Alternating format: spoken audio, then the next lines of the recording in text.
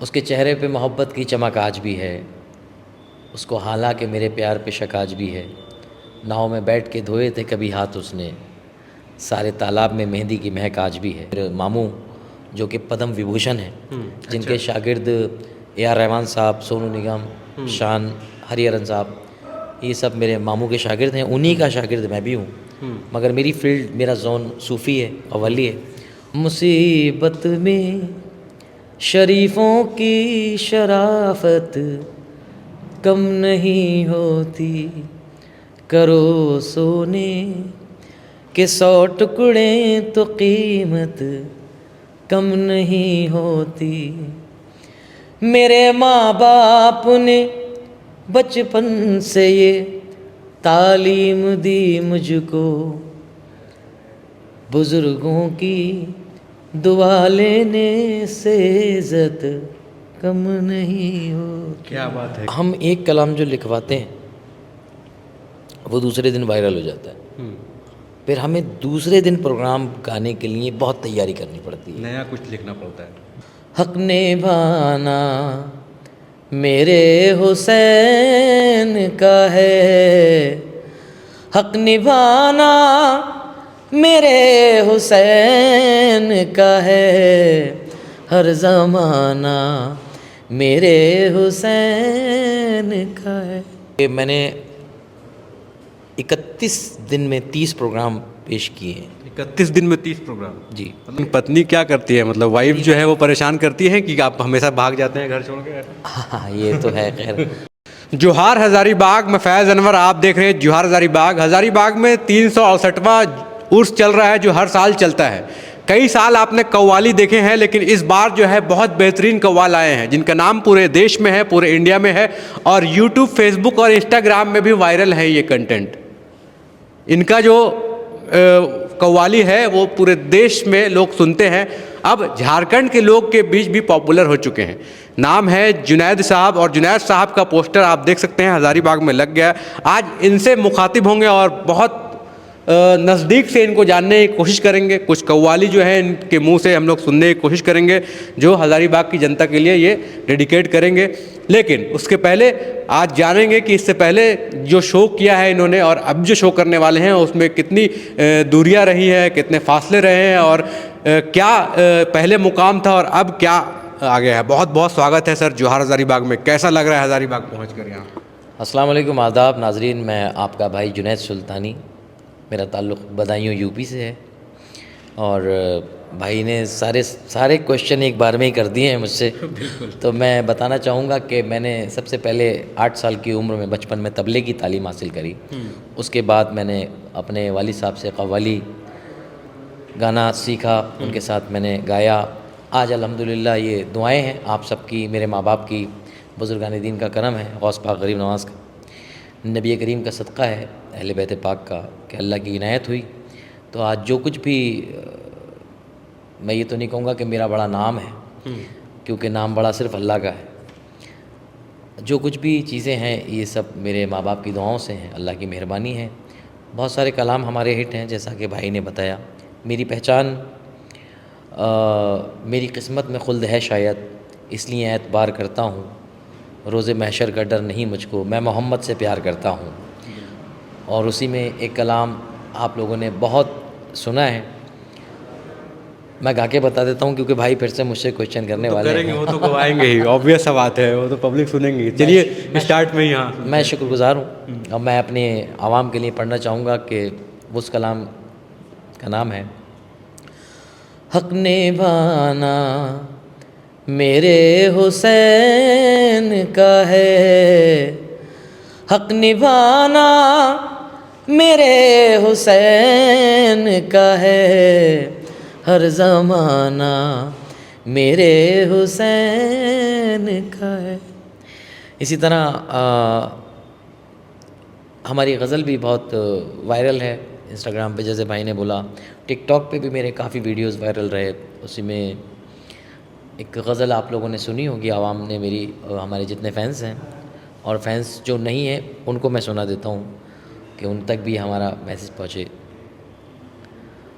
उसके चेहरे पे मोहब्बत की चमक आज भी है, उसको हालांकि मेरे प्यार पे शक आज भी है, नाव में बैठ के धोए थे कभी हाथ उसने, सारे तालाब में मेहंदी की महक आज भी है। तो ये तमाम गज़लें हमारी। क्या बात है, तो इसको सुनना चाहेंगे हम लोग तो। बिल्कुल इंशाल्लाह हम आज आप लोगों से गुजारिश करेंगे कि जितने लोग भी म्यूज़िक के और कव्वाली के शौकीन हैं, गज़लों के शौकीन हैं, शायरी के शौकीन हैं, तो आप आज रात हज़ारी बाग में तशरीफ़ लाएँ हज़रत दाता मदारा शाह रहमतुल्लाह अलैह के आस्थाने पर।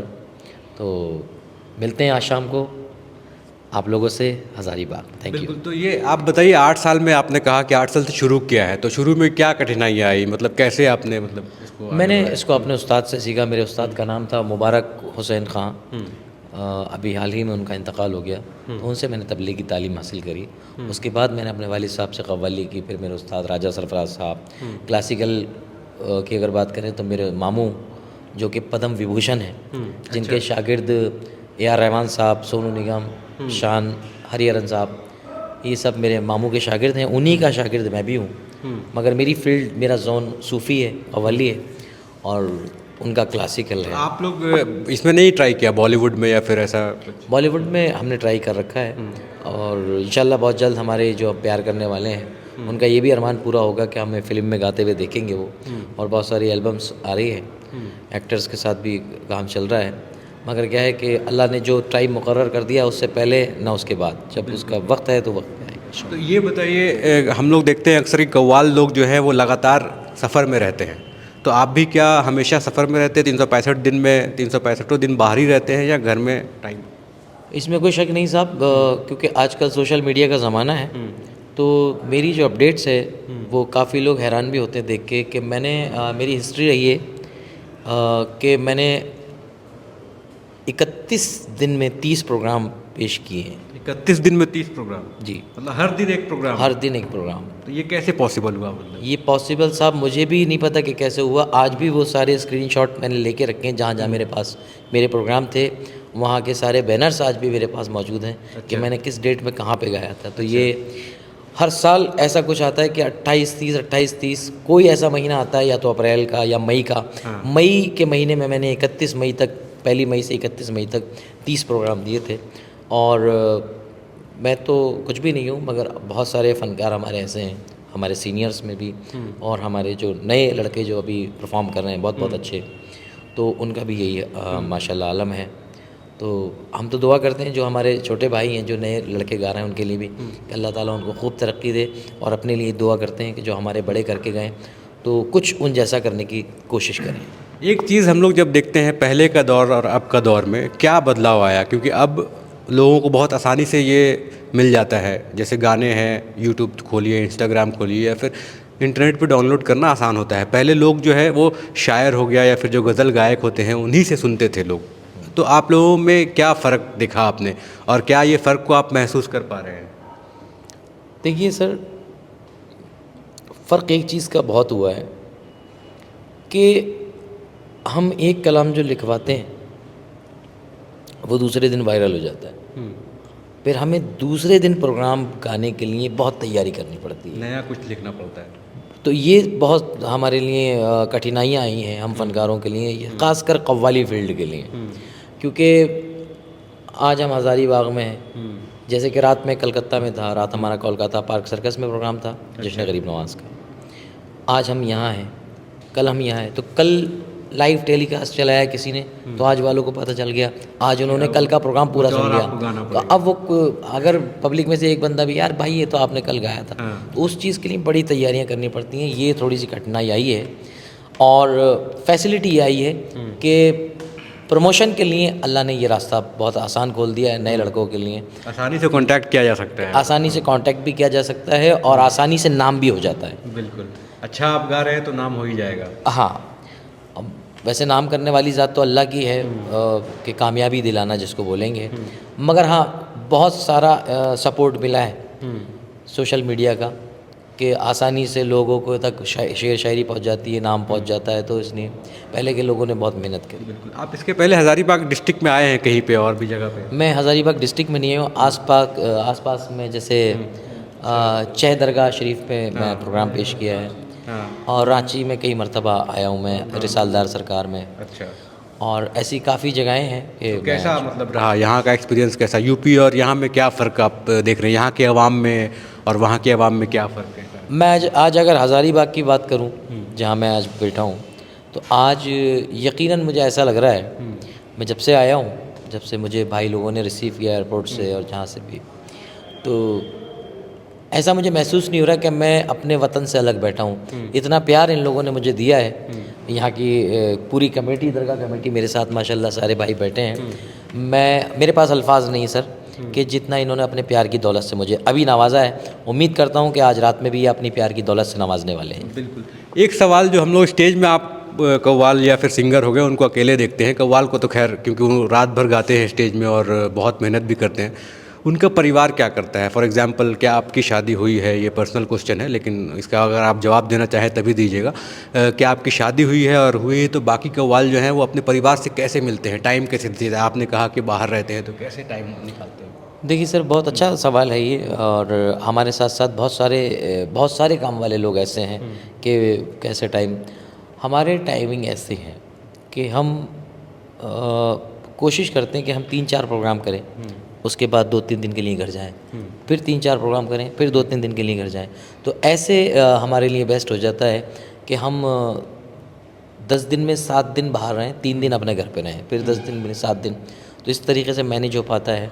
और हाँ, अल्हम्दुलिल्लाह मेरी शादी भी हुई है और माशाल्लाह अल्लाह तबारक ताला ने मुझे 2 बेटों से नवाजा है। वो तो ठीक है लेकिन पत्नी क्या करती है, मतलब वाइफ जो है वो परेशान करती है कि आप हमेशा भाग जाते हैं घर छोड़ के? हाँ, ये तो है खैर, मगर क्या है कि जब तक बाहर नहीं जाएंगे तो घर कैसे चलेगा, और तमाम चीज़ें हैं। और मेरे बेटों का नाम है मोहम्मद हसन सुल्तानी, मोहम्मद हुसैन सुल्तानी। अच्छा, तो ये आप अपने वालिद को भी देखते होंगे इसी तरह से जब स्टेज में आप चले बिल्कुल जाते हैं? बिल्कुल, मेरे वालिद तो माशाल्लाह कम से कम 30 से 32 मुल्कों में भी गए बाहर। तो आप मतलब उस टाइम एज ए उनका बेटा क्या मिस करते थे कि फादर मेरे साथ रहते या फिर वो अपना काम कर रहे? आपके दिमाग में क्या चलता? सच्चाई है, मैं छोटा था तो बड़ा अजीब सा लगता था कि पापा घर कब आएंगे। उस वक्त नया नया टेलीफोन चला था, जब मोबाइल तो थे नहीं, फ़ोन भी कहीं कहीं लगा हुआ था हमारे बचपन में, तो बड़ी मिस करते थे। आज वही आलम मैं अपने बच्चों का देख रहा हूँ तो मुझे अपना बचपन याद आ रहा है कि अभी तो माशाल्लाह 1 साल के हुए हैं, तो अभी वो मेरी शक्ल देखते ही वीडियो कॉल पे, अच्छा, तो बस पापा पापा। आप थोड़ा आसान हो गया है, वीडियो कॉल में लोग कनेक्ट हो जा रहे हैं। बस यही है। और बस आखिर में मैं मैसेज दे रहा हूँ अपने तमाम हिंदू, मुसलमान, सिख, ईसाई, तमाम मज़हब के लिए कि ऐसे नहीं, जाते जाते एक हम लोग सुनना चाहेंगे एक कोई अच्छा 2-3 लाइन जो आपका फेवरेट है। हाँ, जो आपका फेवरेट है, लगता है कि हाँ। मैं गज़ल का एक शेर सुनाता हूँ। मुसीबत में शरीफों की शराफत कम नहीं होती, करो सोने के 100 टुकड़े तो कीमत कम नहीं होती। मेरे माँ बाप ने बचपन से ये तालीम दी मुझको, बुज़ुर्गों की दुआ लेने से इज़्ज़त कम नहीं हो। क्या बात है, क्या बात है, आवाज़ भी ज़बरदस्त है और जो लाइन इन्होंने गाया है वो शानदार है। मतलब आज हज़ारीबाग में कुछ नया मिलने वाला है और ऐसा यूनिक जो है कव्वाली होने वाला शायद पहले हमने नहीं देखा है। बहुत बड़े बड़े कव्वाल यहाँ पे आए लेकिन ये नया दौर है और इस दौर के जो कव्वाल हैं वो जुनैद साहब हैं और शायद हज़ारीबाग वासियों को बहुत बहुत पसंद आने वाला है। लास्ट में जाते जाते क्या अपील करेंगे शहरवासियों से? अपील मैं यही करूँगा, जितने भी हिंदू, मुसलमान, सिख, ईसाई हैं, सब मिल के रहें, बहुत सारा प्यार आपस में बाँटें, किसी की बातों में ना आएँ और प्यार करें, प्यार करें, प्यार करें। यही मेरी दिली ख्वाहिश है और मैं सबको प्यार करता हूँ और हर मज़हब मुझे प्यार करता है। मैं यही चाहता हूँ कि मेरे हिंदुस्तान में बस प्यार रहे। Thank you very much. बिल्कुल।